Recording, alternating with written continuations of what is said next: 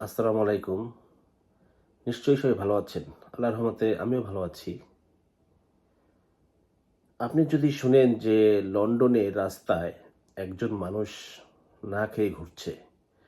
সে ২ দিন যাবৎ সে কোনো প্রপার খাবার খায় না। এই কথাটা কি আপনি বিশ্বাস করবেন? আমি জানি যারা বাংলাদেশে আছেন তারা এই কথাটা কখনো বিশ্বাস করবেন না। তারা ভাববেন যে লন্ডনের মতো একটা জায়গায় কি মানুষ কখনো না খেয়ে থাকতে পারে? এই কথাটা আপনারা বিশ্বাস করবেন না। কিন্তু আমরা যারা লন্ডনে থাকি তা আমরা তারা আমরা জানি যে লন্ডনে কিন্তু অনেক হোমলেস মানুষ আছে। অনেক মানুষ আছে যারা বিভিন্ন দেশ থেকে আসছে। তাদের থাকার কোনো জায়গা নাই। তারা ঠিকমতো ইংলিশে কথা বলতে পারে না।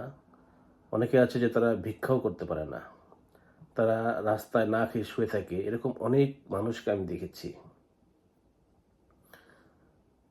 তার মধ্যে গত পরশুদিন আমি রাস্তা দিয়ে হাঁটছিলাম। রাস্তা দিয়ে হাঁটার সময় একটা লোক এসে আমাকে জিজ্ঞেস করলো যে এখানে আশেপাশে কোনো দোকান আছে কিনা? কারণ সে খুব হাংরি, সে কিছু খাবার কিনতে চায় এবং সে আমাকে বলল যে আমি তাকে ১ পাউন্ড দিতে পারবো কিনা? কারণ তার কাছে ২ পাউন্ড আছে এবং আর ১ পাউন্ড হলে সে একটা খাবার কিনতে পারে এবং লোকটার পোশাক কিন্তু ছিল মোটামুটি ভালো পোশাকই ছিল। দেখে মনে হয় না যে আসলে লোকটার কাছে টাকা নেই। মোটামুটি ভালো পোশাক, খুব বেশি ভালো পোশাক না, মোটামুটি একটা ভালো পোশাক ছিল পরা।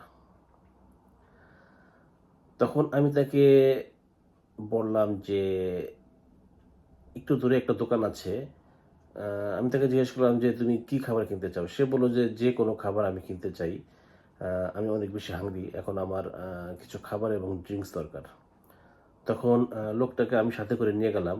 লোকটাকে সাথে করে নিয়ে যেয়ে আমি তাকে বললাম যে, "তুমি এখান থেকে তোমার যা পছন্দ হয়, তুমি খেতে চাও, তুমি সেটা নিতে পারো। আমি তোমার জন্য টাকা পে করব। কোনো সমস্যা নাই।" তখন লোকটা বলল যে, "না, না আমাকে জাস্ট ১ পাউন্ড দাও। আমি ১ পাউন্ড দিয়ে খাবার কিনে নিতে পারব।" তখন আমি লোকটাকে টাকা দিলাম না। কারণ অনেকেই টাকা নিয়ে নেশা করে, মদ খায়, গাঁজা খায়। যার জন্য আমি লোকটাকে বললাম যে, "অ্যা তুমি যেটা কিনতে চাও সেটা নাও। আমি তোমার জন্য পে করব।" তখন লোকটা বেশ কিছু খাবার ওখান থেকে নিল। কিছু ক্রিস্প নিল, বিস্কিট নিল, তারপর হচ্ছে কিছু ড্রাই ফ্রুটস নিল এবং একটা পানির বোতল নিল। সব মিলিয়ে প্রায় ৬ পাউন্ডের মতো বিল হয়েছে। তো আমি বললাম, "আর কিছু নিবা?" সে বলল, "না, আমার আর কিছু লাগবে না।" তখন আমি সেই বিলটা আমি পে করে ওখান থেকে চলে আসলাম এবং যাওয়ার সময় আ লোকটা আমাকে তাদের ভাষায় বলছিল। আমি জানি না যে লোকটা কোন দেশের। সে তাদের ভাষায় আমাকে সম্ভবত ধন্যবাদ দিচ্ছিল এবং খুব লোকটাকে দেখাচ্ছিল যে সে খুব খুশি হয়েছে। তো শুধু এরকম লোক না, এরকম আরো অনেক মানুষ আছে। রাস্তাঘাটে দেখা যায় যে তারা শুয়ে আছে। তাদের থাকার জায়গা নাই। তারা রাস্তাঘাটে একটা আ লেপ বিছিয়ে, একটা বালিশ দিয়ে তারা শুয়ে আছে। প্রচুর ঠান্ডার মধ্যে তারা রাস্তাঘাটে শুয়ে থাকে। এরকম অনেক মানুষ দেখা যায় লন্ডন শহরে।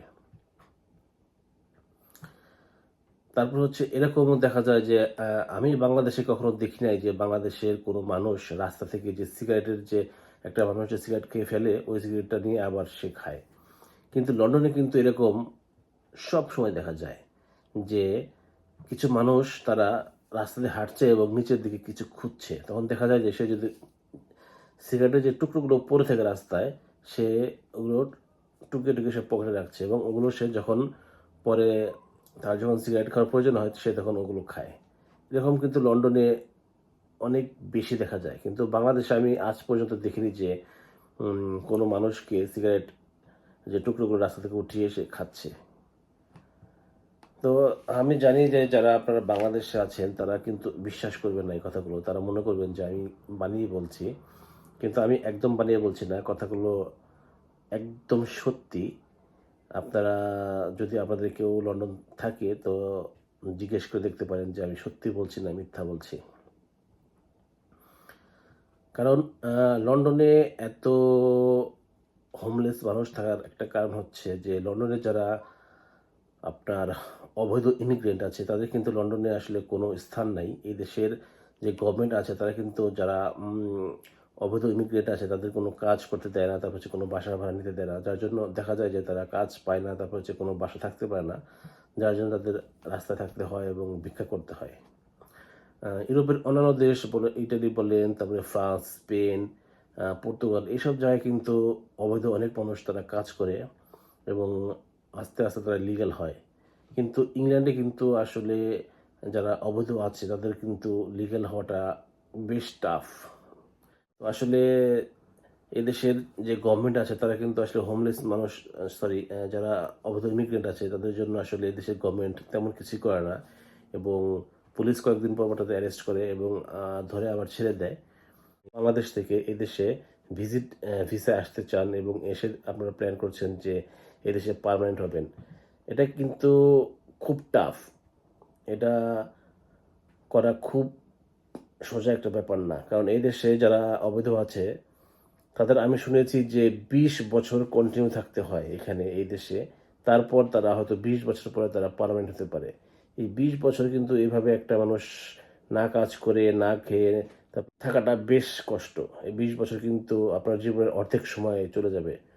তো যারা আসবেন খুব সাবধানে আসবেন, চিন্তা ভাবনা করে আসবেন।